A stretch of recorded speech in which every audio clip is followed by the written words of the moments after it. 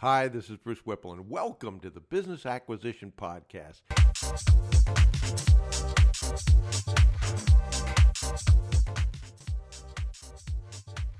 This is where we talk about how to acquire an already profitable business rather than build one from scratch. In the past 25 years, I've acquired several businesses, and I've also built several businesses from scratch. And I can tell you that it's a lot easier to do the former rather than the latter. You may know me from my association with Dan Pena, who I've worked with and been partners with for more than 25 years. Dan is gracious enough to mention me quite often in his videos, and it's been a real pleasure working with Dan, and one of the few people that I call a true friend. And actually, we've worked on many acquisitions together as well. And even though I said it was easier to acquire a business rather than build one from scratch, that doesn't necessarily mean it's easy. I often say that QLA is simple, but please don't make the mistake of thinking that simple is the same thing as easy. It still requires hard work. I get asked a lot about what are the traits of successful people, and that's a great question as to what do people who are successful do that other people don't do.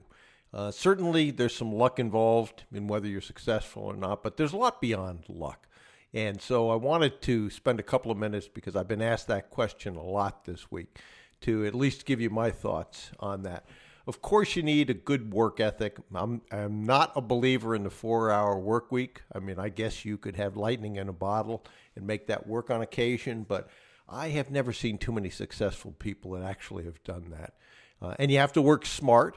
You can work 115 hours a week, but if what you're doing is a plan that won't work, it's a total waste of your time, no matter how many hours you work. And I always use the analogy, you don't want to be the fly trying to get through the window, where you can do that until the end of time, and ultimately you are going to be a dead fly laying on the sill by the window. So that is obviously not what we are trying to accomplish here. So what do I see as those qualities? And maybe the best way to talk about that is to think back to when I was first hiring people and the lessons I learned in doing that.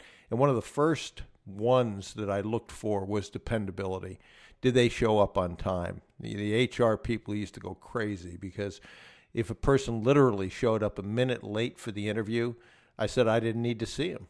That is the honeymoon period. It never gets as good as it is right now. The HR guys would say, well, they got caught in traffic, or they got lost on the way over. I always commented to that. They should have left earlier, number one. And number two, if they got lost, they flew in the previous night most of the time. They were just going to stay in a hotel room. Why didn't they drive it to find out that they knew how to get there? So that was my number one test first, dependability. Unless somebody is dependable, I didn't care how good they were, how talented they were. The second was a sense of urgency. It's amazing how many people don't take action and don't follow the slogan that I keep on my desk to remind me to do it, and that is to do it now.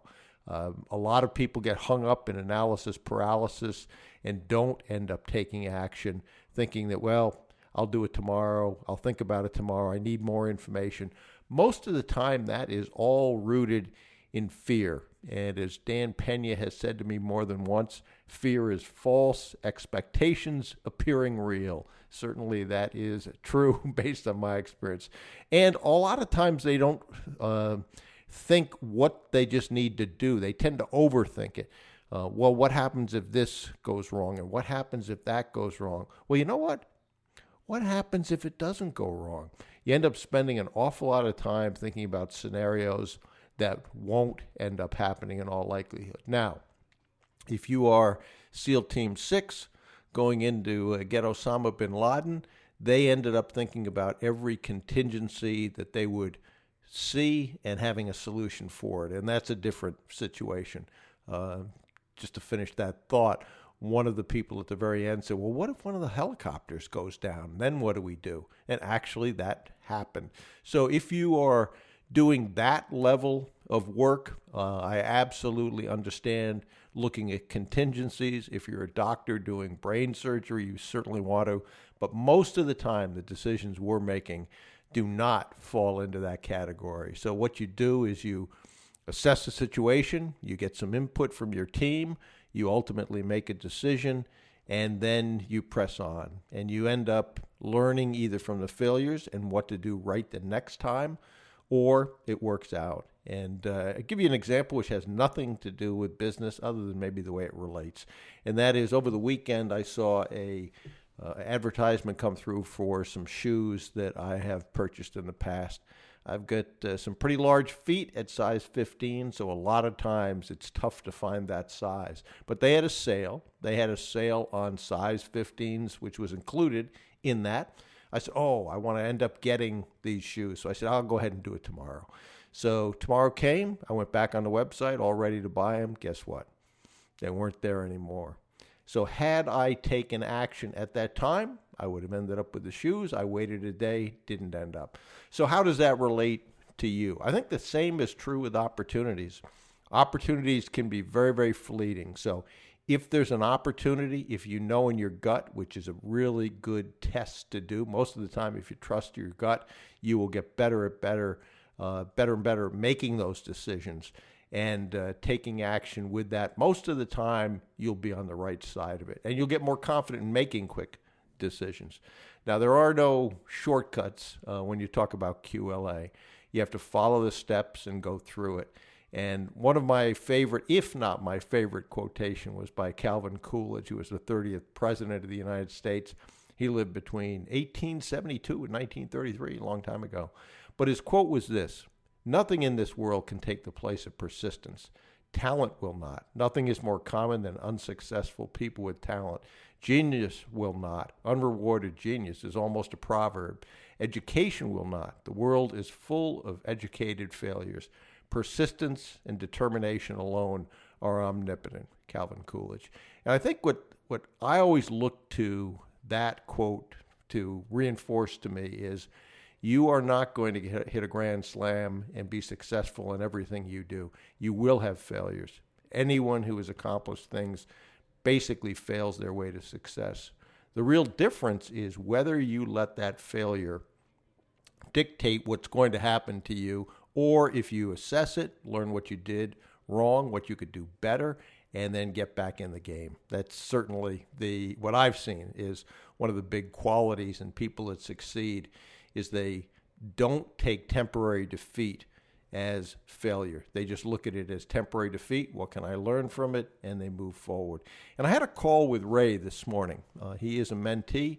He is doing a roll-up, and it was interesting. He's grown tremendously in confidence as we've worked together, and that's due to the hard work and what he's done. But his team told him, you will not get accountants and lawyers on success-oriented fees. Particularly, accounting firms will not do that because they've got accounting rules. They can't take those as a violation of GAAP. Actually, they can take deferred fees, but success-oriented fees is a term that they don't like. Even one of his board members, who's a retired KPMG partner, said, I don't think you're going to get any big accounting firm to do this. It's just very, very unlikely that you'll be successful. So he ended up kissing a lot of frogs, talking to a lot of accounting firms. He ended up practicing on some of the smaller ones first. And today, when we had our meeting, he told me that PwC had accepted success-oriented deferred fees, or if you, better way to say it is rolled fees. Doesn't mean you're not going to pay him. What it means is you're going to roll unsuccessful transactions to the next successful transaction, or, depending on the size, the series of transactions. So that is no small accomplishment to get them to agree. And go back to what people told him, you're not going to be successful, you're not going to get it done. Guess what? He kissed a lot of frogs. He continued on. And one of the things I loved best about a story that he included when he was telling me about that was he met with an accounting firm. And I'm not going to mention the accounting firm, but here's what he commented to me on. He said, it felt surreal that there were two people and one on a conference call. So he had three people from the other side. It was him alone making a presentation to me. I don't have millions, for Christ's sake, but I held and stayed calm on the surface. And what he said was he felt like the duck whose legs are going a million miles an hour underneath the water, but he looks calm on the surface. And he said that he exuded confidence, but inside he was very, very nervous. And you're going to do a lot of things that make you uncomfortable if you choose to go down the path of QLA. And the only advice I can give you with respect to that is you'll get more comfortable being uncomfortable. But what did he do? One of the things he did was he ended up doing something that Dan Pena said to me early on and is one of his credos for success, and that is that successful people act as if they have no limits on their abilities. Doesn't mean they don't have a team around them, but it does mean that they act with a high degree of confidence, and that generates people wanting to, one, be around you, have belief that you'll be successful in what you're doing, and that your plan will work, as opposed to, well, this could go wrong and that could go wrong. And, I think we might end up with this, but I'm not sure it's going to work. That is not going to serve any of us well. But he went in a suit. That made a massive difference for him. And he behaved as if he had no limits on his ability, which was probably the largest piece of that success. He had a good plan. He had prepared. He was well-versed in what he wanted to say. Those are, I think, what I would give is some advice on what do successful people do and what are their traits. The more you practice those, you'll get better at them. So those are the traits that I see in successful people: dependability, sense of urgency, acting as if they have no limitations on their ability. And if you can do that, your chances of success are much, much better.